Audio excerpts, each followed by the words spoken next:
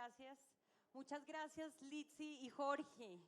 Qué gusto poderlos tener aquí. De verdad que estamos muy contentos de poder estar en un panel tan maravilloso. Modelos innovadores para el intercambio de datos en lo que avanza América Latina, especialmente Colombia y Uruguay. Un espacio maravilloso en el que abordaremos avances, retos y oportunidades en la región.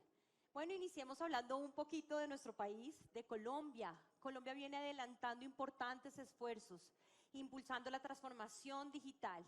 Por eso, a través de la resolución 460 del 2022, el Ministerio TIC se lanzó a expedir el Plan Nacional de Infraestructura de Datos y su hoja de ruta, con el fin sin duda de impulsar la transformación digital del Estado y del desarrollo de una economía basada en los datos. En el nuevo plan se incorporaron innovadores mecanismos de uso en intercambio de datos, sin duda, en donde se van a promover modelos como Data Trust, Data Commons y Data Marketplace. Así que con este plan, pues estamos buscando consolidar un Estado, un sector público basado en los datos. Innovación para el país, integración de tecnologías emergentes para consolidar una economía digital guiada en datos. En Colombia tenemos un ejemplo muy hermoso de este intercambio de datos y es la plataforma XROAD en nuestros servicios ciudadanos digitales. Somos uno de los países que ha implementado esta iniciativa tan importante en Latinoamérica. Así que yo espero que muchos de ustedes ya tengan esa interrelación de interoperabilidad con los servicios ciudadanos digitales.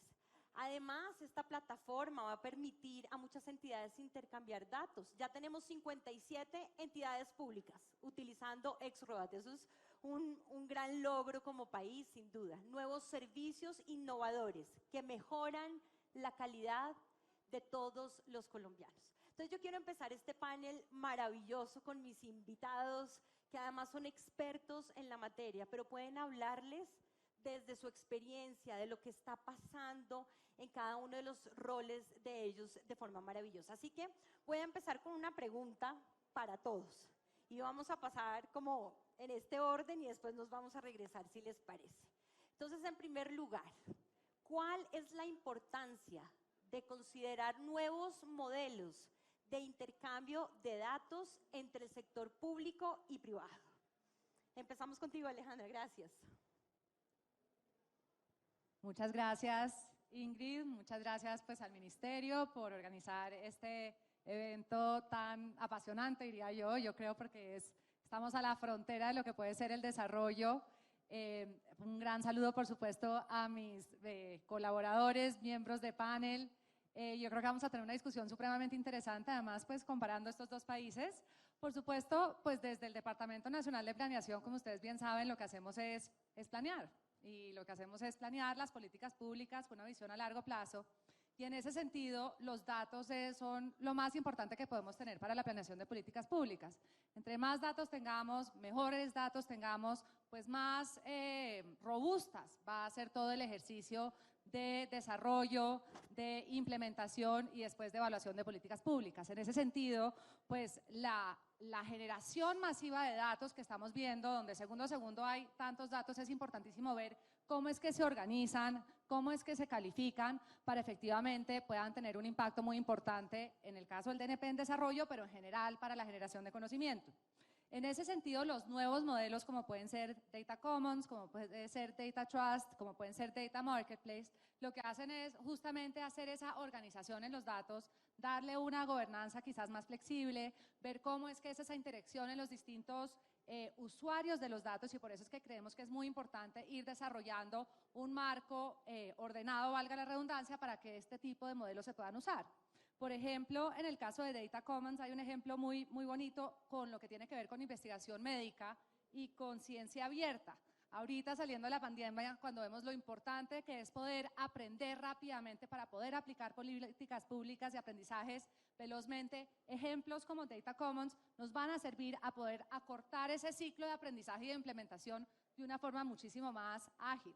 En el caso de Data Trust también poder facilitar la administración de datos y proteger a los usuarios, los derechos de los usuarios de datos es fundamental. Y por supuesto en el caso de Data Marketplace también poder entender el valor de los datos, cómo se transan, cómo se aprovechan, pues es llegar a un nivel de maduración en el uso de los datos que yo creo que es muy importante para la política pública, pero también para el sector privado en general. Y yo creo que en ese sentido hay unos datos, hay una investigación de la OECD que dice que un buen uso de los datos, el buen aprovechamiento de los datos puede generar hasta 1.5% de aumento en el valor del PIB. Y cuando hablamos específicamente para el uso del sector público es 2.5%, pero puede llegar a subir hasta un 4%. Es decir, si usamos y aprovechamos los datos de una buena forma para generar políticas públicas, ganamos todos, como economía, como sociedad, y eso yo creo que es lo que tenemos que seguir avanzando. Por supuesto, tenemos unos retos muy importantes, digamos, por un lado, en el caso de que nos estamos enfocando mucho en el uso de datos para el sector público, y tenemos una gran oportunidad de ver cómo es que podemos aprovechar los datos del sector privado y los datos de los dos interactuando, y sobre todo retos en lo que tiene que ver con la confianza en el uso de los datos, con la gobernanza y con la tecnología y la confianza digital. Entonces, pues muchas gracias por el espacio y ya con esto me gustaría hacerle el espacio a mis otros panelistas. Muchas gracias, Alejandra. Juan Pablo. Bueno, primero que nada agradecer también poder estar acá en el panel y contar la experiencia del gobierno uruguayo. Pensando un poco en estos nuevos modelos de intercambio, incorporando a los privados, creo que todos tuvimos una gran experiencia con el COVID, ¿no? O sea, creo que es fundamental integrarlos, y en particular de la experiencia uruguaya, si no hubiésemos podido integrar, por ejemplo, datos de movilidad de las redes de telecomunicaciones, efectividad de las vacunas, datos de prestadores privados sobre la cantidad de gente que está vacunada, enfermedades preexistentes, por ejemplo, hubiese sido imposible tener una buena política de sanidad frente al COVID.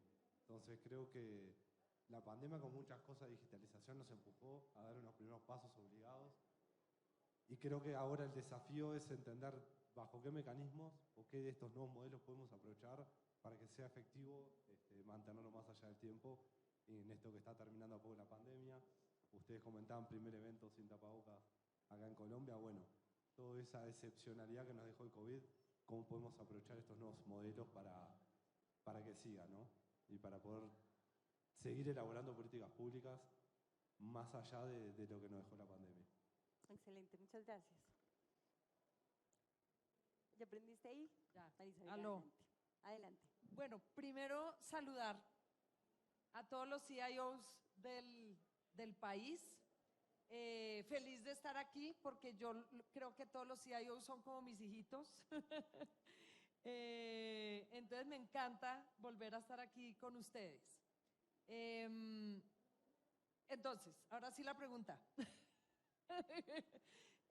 ¿Cuál es como la utilidad de esos nuevos modelos, o por qué nacen, digamos, esos nuevos modelos? A ver, los datos, ¿para qué le sirven a uno los datos? Pues porque son como la descripción de la realidad, y específicamente, por ejemplo, en el sector público, para formular políticas públicas, para hacer seguimiento a la ejecución de políticas públicas, para evaluar, pues yo necesito datos.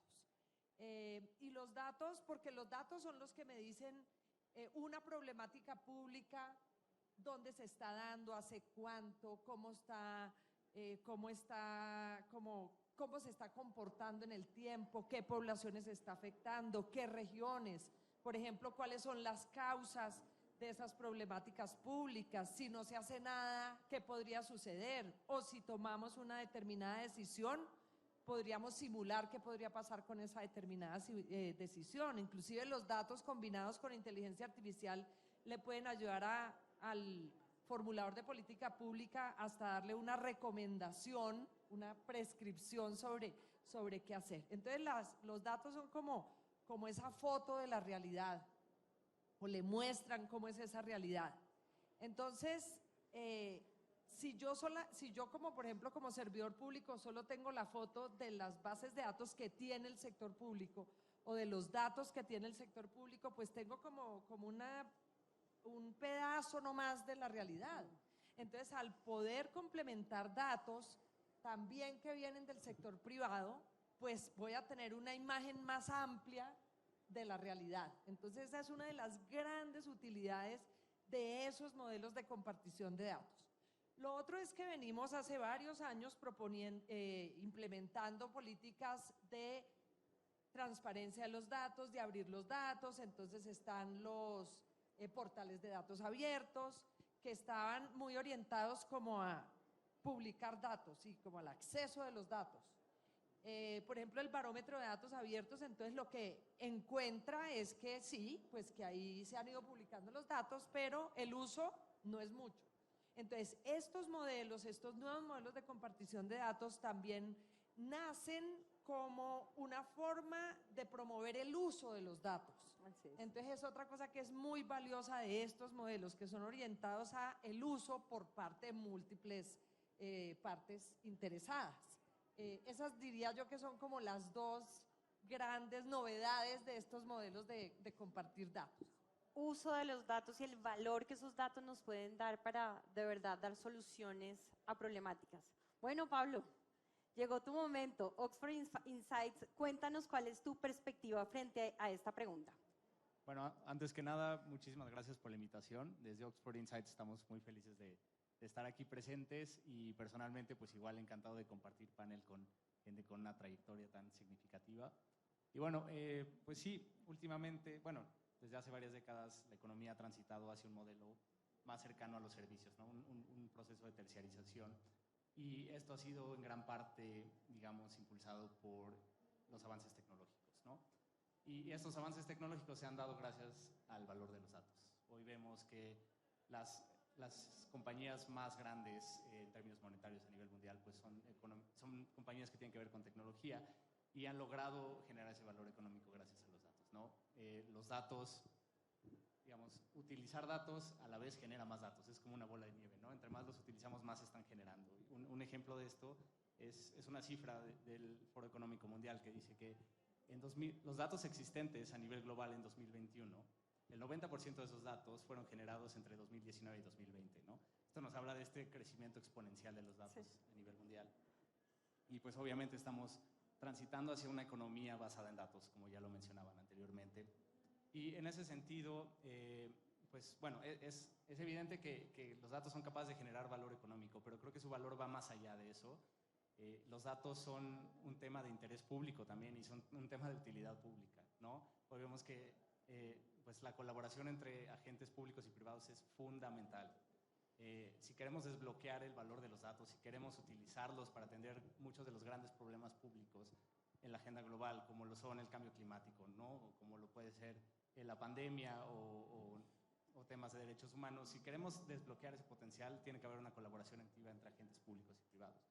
Y también es bien importante recalcar que los datos son, o el intercambio de datos es tanto una oportunidad para los gobiernos como un reto. Es bien importante que los gobiernos se tomen este tema muy en serio. Digo, es evidente que el gobierno de Colombia está tomando, bueno, este tema de forma bastante seria.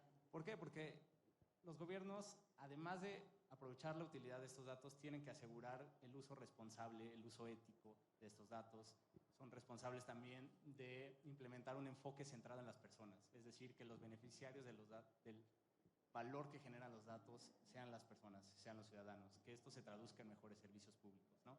Entonces creo que es fundamental resaltar esto, ¿no? Es tanto una oportunidad como un reto y sin duda estos tres modelos de intercambio de datos que vamos a discutir más a fondo pues pueden ser un mecanismo que ayude a los gobiernos a pues usar los datos con fines de bien común.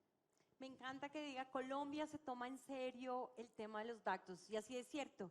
Por eso es que tenemos un portal maravilloso, datos.gov.co, que yo espero que muchas entidades empecemos a compartir data, que va a ser de gran valor para la toma de decisiones.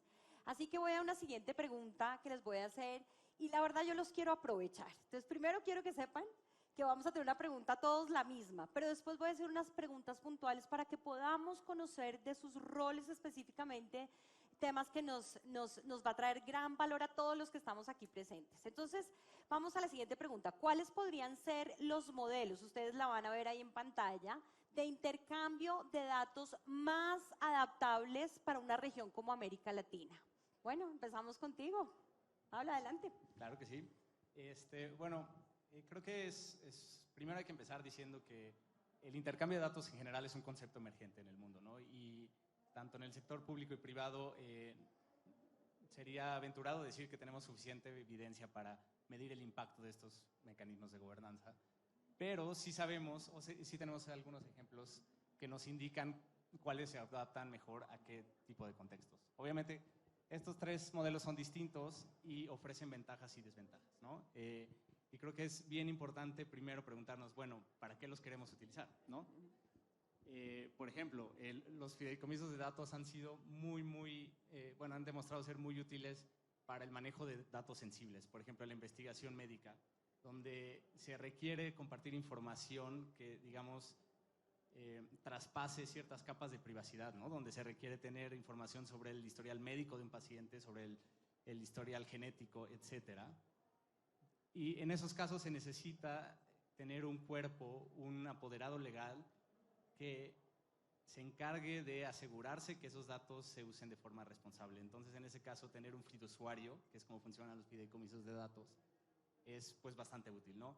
Eso es en términos de datos sensibles, pero también vemos que, por ejemplo, los data commons son muy útiles para temas de investigación académica, ¿no? Los data commons parten de la idea de que el conocimiento y los datos deben ser un bien común, un recurso común a los que todos los agentes que interactúan dentro de una comunidad deben tener el mismo acceso, ¿no? Y en ese sentido, pues han resultado ser muy útiles para cuestiones de investigación académica, donde la finalidad de intercambiar datos no recae en generar un bien monetario, en monetizar los datos, sino en generar conocimiento. Entonces, en ese sentido son muy útiles. Y por otro lado tenemos los mercados de datos, que bueno, en general, pues los mercados de datos existen naturalmente porque en el sistema económico en el que vivimos, pues los mercados existen, ¿no?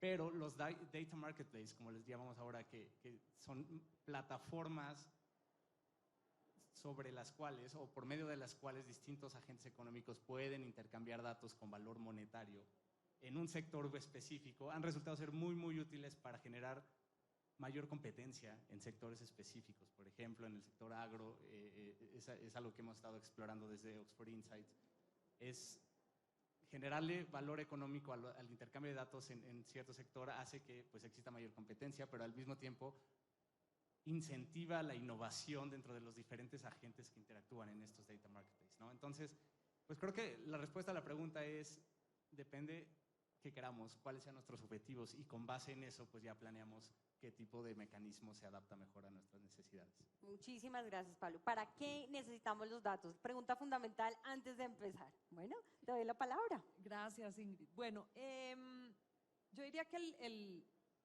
el mecanismo o el instrumento, el modelo de intercambio de datos más común en América Latina definitivamente pues son los data marketplaces, que como les decía, desafortunadamente han estado orientados más a publicar datos, pero hay que hacer, mejor dicho, tienen un gran potencial para el uso de esos datos, no solo por parte del sector público, sino por parte del sector privado.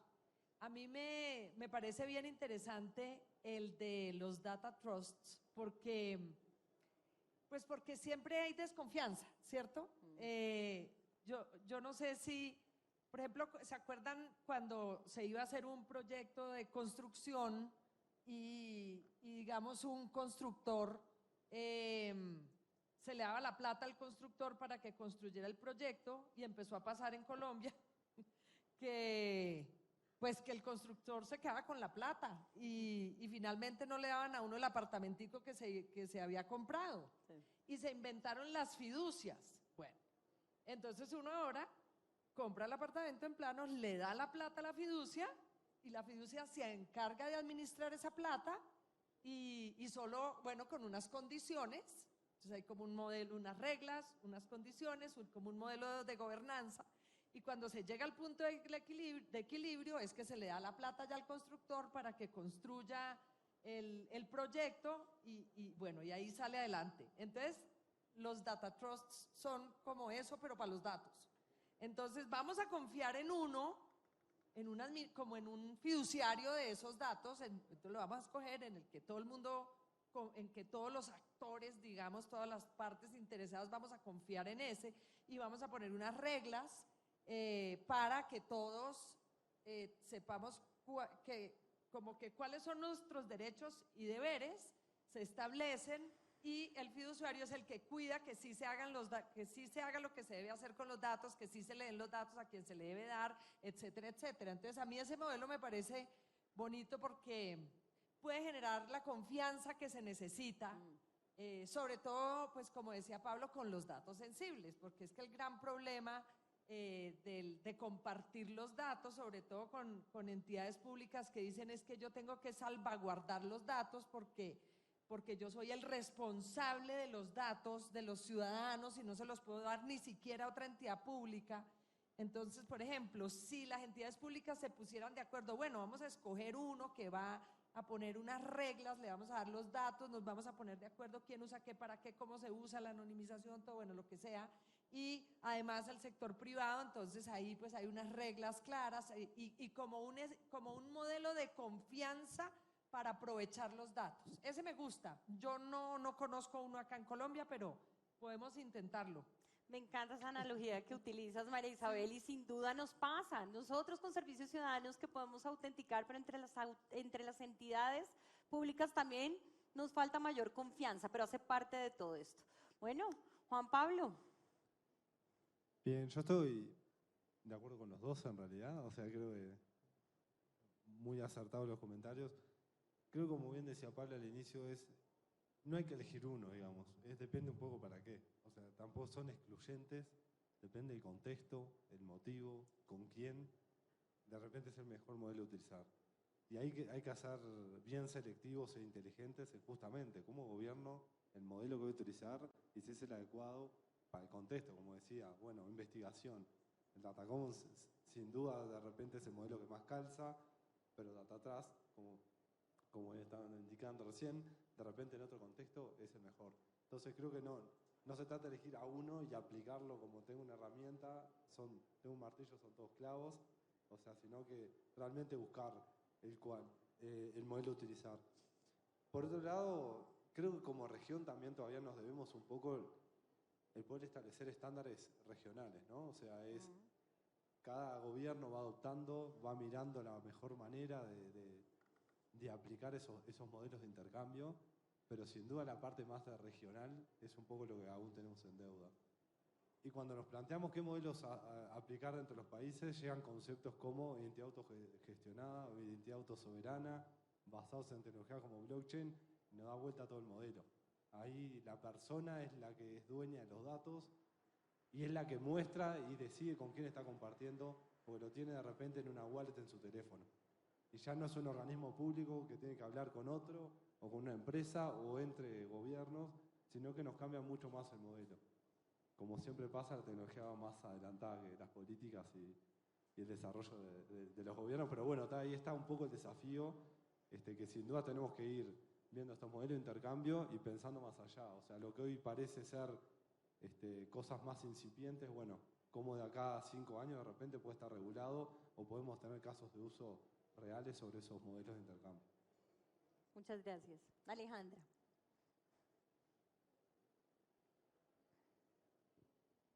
Muchas gracias. Sí, yo creo que yo concuerdo con lo que estabas diciendo. Yo creo que no tenemos que escoger ni uno ni el otro, sino que todos terminan siendo complementarios entre sí. Y además, pues todos dependen de las necesidades particulares que tengamos y del nivel de la madurez de las plataformas y para qué se van a usar. En ese sentido, yo quisiera pues acá contarles rápidamente un ejemplo de modelo de datos colaborativo, de collaborative data que usamos durante la pandemia, que creo que ejemplificó las buenas prácticas de los usos de datos del sector público, sector privado y cuáles son los roles de cada quien. En el caso de collaborative data que hicimos fue cuando llegó la pandemia en marzo del 2020 y nos dimos rápidamente cuenta del impacto tan gigantesco que iba a tener esto en la economía y sobre todo en los colombianos más vulnerables. Pues dijimos, ¿qué vamos a hacer? O sea, en un país donde el 50% de la economía es informal, donde tenemos programas sociales para los más pobres, los más vulnerables, estaban los programas de ingreso solidario, Colombia Mayor, Jóvenes en Acción, etcétera, pero hay toda una gama, un porcentaje muy importante de la población colombiana que vivía del día a día, desde la economía informal, que iban a ser los primeros afectados cuando todo el mundo se tenía que salir de las calles y guardarse. ¿Cómo los buscamos? cómo llegamos muy rápidamente a poderles dar por lo menos un apoyo que complemente el ingreso que tienen como familia. ¿Qué hacemos? Familias en Acción se demoró 8 años en llegar a los 2.5 millones de beneficiarios que tiene en este momento, 8 años. Y nosotros en ese momento dijimos, bueno, ¿qué? ¿Cómo vamos a llegar y cómo vamos a llegar rápidamente? No podemos hacerlo solo, no podemos hacerlos como Estado. O sea, 8 años es el último ejemplo que tenemos, ¿qué podemos hacer?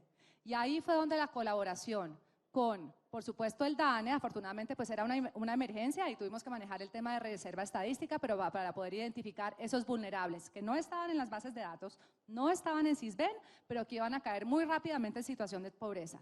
Pero ¿cómo llegamos a ellos? Eso se tuvo que hacer con las empresas de telecomunicaciones, entonces poder identificar quiénes esas personas y cómo les podíamos llegar, y finalmente con toda la industria financiera para que tuvieran una intermediación financiera y les pudiera llegar efectivamente el complemento de ingreso solidario. En cuestión de un poquito más de un mes, como 4 semanas, pudimos pasar de 0, porque era un problema que no existía, a llegar a 3 millones de colombianos. Y hoy en día tenemos a 4 millones de colombianos en ese programa, que según las cifras de pobreza que salieron la semana pasada para el 2021, ya tenemos una recuperación muy importante y gran parte de eso se debe a las ayudas estatales, pero donde cada día que no hubiéramos llegado se hubiera demorado más. Entonces, gracias a esa colaboración, pasar de algo que se demoró 8 años en la historia a poderlo hacer en 4 semanas, pero que no hubiera podido ser posible sin la colaboración del sector privado y el sector público, creo que es uno de esos ejemplos de lo que se necesitaba en el caso de datos colaborativos y que nos ayuda a resolver un problema del bien común para apoyar a los más vulnerables. Impresionante el poder de los datos, de lo que podemos hacer con data, de verdad, tal cual que nos presente las problemáticas. Bueno, yo voy a ir rápidamente con preguntas para cada uno. Voy a empezar contigo, directora Alejandra. ¿Cómo ha venido avanzando Colombia en la implementación de estos nuevos modelos de intercambio de datos? Nos acabas de contar una experiencia que me parece impactante e importante para nuestro país, pero bueno, aprovechemos que estás acá, cuéntanos. Bueno, muchísimas gracias, Ingrid. Bueno, como todos ustedes saben, estamos ya cerrando gobierno, ha sido un gobierno, bueno, como ven con este ejemplo de eventos muy proclive y que ha impulsado en gran parte la transformación digital. Tienen los mejores abandonados, por supuesto, entre la ministra, las ministras que vinieron antes de ella, Víctor Muñoz, pues que ha sido acá el mejor embajador, y todos los actores, y en ese sentido yo creo que hay 3 COMPES que hemos sacado en este gobierno que han ayudado a marcar esa cancha en términos de cómo es que vamos a aprovechar realmente los datos. Hay uno que es el 3920, que es el de explotación de datos y Big Data. Es un COMPES corto desde 2018 al 2021, o sea, ya se terminó, todas las acciones se cumplieron, y lo que se hizo en este COMPES fue las recomendaciones de gobernanza para el intercambio de datos entre el sector público y entre el sector privado, y también se desarrolló el primer Data Sandbox del país, donde gracias a ese sandbox hubieron 20 proyectos que se fueron identificando y aprovechando, y esperamos que esa política se escale mucho más. También tenemos el otro COMPES que todavía están dando, que es el de transformación digital e inteligencia artificial. Ese también nos lleva como a una frontera más allá, donde es justamente donde se incorporaron los lineamientos para los nuevos modelos como Data Trust, Data Commons, y también sobre cómo es que vamos a aprovechar los datos como país, pero también a nivel supranacional, por ejemplo, con Alianza del Pacífico y todos los esfuerzos que estamos haciendo con Oxford Insights, con la CAF, etcétera. También tenemos el COMPES de reactivación económica, que fue el COMPES como bandera, donde se metieron todas las acciones de qué íbamos a hacer para recuperar el país al 2026. Ahí fue donde se incluyó la publicación del Plan Nacional de Infraestructura de Datos, que es como la gran hoja de ruta que vamos a tener al 2025, que también está en proceso. Vamos a publicar el modelo de gobernanza de datos a final de este trimestre. Y también yo creo que por el otro lado, esto es en el caso de política pública, pero el otro lado lo que estamos trabajando es, en el caso del DNP, creamos una unidad de científicos de datos. Eso no existía antes, en estos 4 años se creó, ya tenemos más de 134 proyectos que se han desarrollado en esta unidad. Y también publicamos el modelo de explotación de datos, iniciativa Manos en la Data, con el apoyo de la CAF, que acá no sé si vas a contar un poquito del ejercicio que estábamos haciendo. ¿Qué nos queda por delante? Pues tenemos ahorita en proceso, están dando la misión de inteligencia artificial. Como ustedes saben, las misiones son los grandes proyectos de expertos que vienen a recomendarnos como país qué deberíamos hacer en materia de política pública. Se está cerrando en 2 meses, si no estoy mal, entonces tendremos unos aprendizajes muy interesantes. Y el bebé del DNP, que esperamos mostrárselos al público muy próximamente, es la Visión Colombia 2050, que es, estamos trabajando con todo el equipo del DNP, con los 1.400 personas que trabajan, en un documento que nos permite soñarnos el país al 2050. Y en ese sentido lo que hemos visto es que el eje más difícil de desarrollar es justamente este eje de transformación digital, de manejo de datos, porque es tan cambiante. Imagínense uno cómo se va a imaginar en 30 años cómo va a ser este país, pero hemos hecho un trabajo muy impresionante de cuáles son los habilitadores que vamos a hacer en los próximos 10 años, partiendo por cómo es que vamos a lograr una cobertura al 100%, porque sin datos y sin conectividad pues no podemos hacer mucho más en todos los otros desarrollos, pero también cómo es que nos vamos a preparar como país para llegar ya a la quinta revolución industrial. Entonces son muchos proyectos que estamos cocinando, estos dos últimos, el de inteligencia artificial y el 2050, esperamos compartirlo próximamente con ustedes. Gracias, Ingrid. Muchas gracias. Sé que tenemos muy poco tiempo, pero quiero aprovechar así unas preguntas relámpagos a todos estos panelistas maravillosos. María Isabel, ¿cuáles serían los desafíos que tú consideras debemos implementar de este tipo de modelos y qué sería necesario para su adecuada implementación? Bueno, yo veo desafíos, primero contar con un marco regulatorio que habilite precisamente todos estos modelos de intercambio de datos, realmente para que se puedan hacer generalmente, sobre todo desde el sector público, como que siempre se necesita que haya un marco regulatorio que habilite la posibilidad de implementar esos modelos. El segundo reto es de implementación. Segundo reto es de implementación, de cómo se implementan, cómo se gobiernan, cuál es el rol del uno, cuál es el rol del otro, las capacidades que hay que generar para poder implementar esos modelos. Entonces yo diría que el segundo reto es de implementación y escala, ¿no? Porque aquí somos fantásticos para ser pilotos, pero no para hacer cosas a gran escala. Y el tercer reto que yo diría es el reto de financiación. O sea, los datos son una infraestructura. Realmente cuando se dice que los datos son el nuevo petróleo es un concepto equivocado, porque el petróleo se gasta cuando uno lo usa. En cambio, los datos no se gastan. Entre más los use uno, pues mejor. Entonces es una infraestructura. Y es una infraestructura, por eso me gusta mucho que exista el Plan Nacional de Infraestructura de Datos, porque está correcto, digamos, el concepto de infraestructura, pero hay que crear esa infraestructura como tal, lo cual involucra, bueno, eso, un modelo de gobernanza, que ahí estamos ayudando al gobierno de Colombia a definir ese modelo de gobernanza, pero claro, ¿cómo se financia esa infraestructura de datos? Entonces el tercer reto es financiero, que es cómo financiar esas infraestructuras de datos. Excelente, creo que fuiste súper al punto que tenemos que tener en cuenta. Bueno, voy con los hombres y sé que me están haciendo caritas, pero voy rápidamente con la siguiente pregunta. Bueno, Pablo, voy contigo. Desde tu experiencia, ¿cuáles podrían ser unas recomendaciones claves a la hora de implementar modelos de intercambios de datos en un país como Colombia? Espero que todos se escuchen muy bien.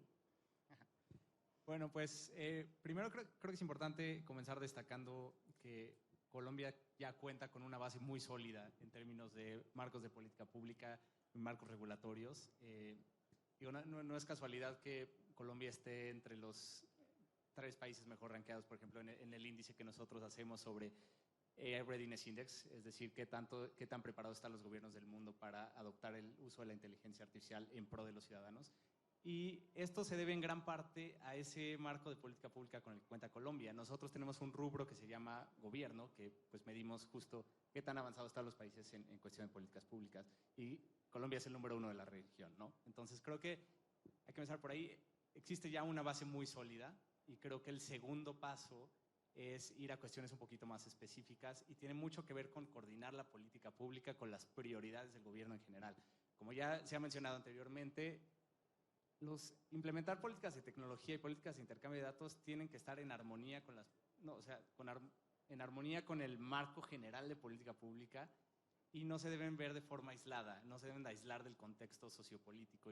Y un caso muy, muy particular de esto, con el que nos hemos encontrado en Oxford Insights, que estamos explorando la posibilidad de implementar un modelo de intercambio de datos en el sector agro, es que, por ejemplo, si nosotros, ahorita estamos solamente contemplando entidades públicas para ser parte de este mecanismo, pero si nosotros quisiéramos expandir la membresía de este mecanismo a los cualquier productor agrícola en el país, tenemos que complementar esa política con un plan de infraestructura que asegure que todos los productores agrícolas del país puedan acceder a estas interfaces por las cuales ellos pudiesen aprovechar el intercambio de datos, ¿no?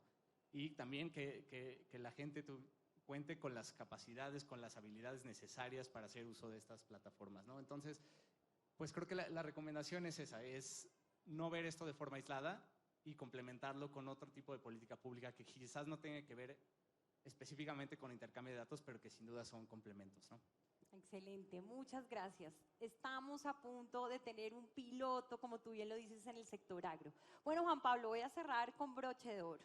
Así que quisiéramos escuchar grandes experiencias de la República de Uruguay en esa implementación, que nos puedas contar un poquito, porque sabemos que trae grandes desafíos, pero queremos aprender de esa experiencia. Adelante.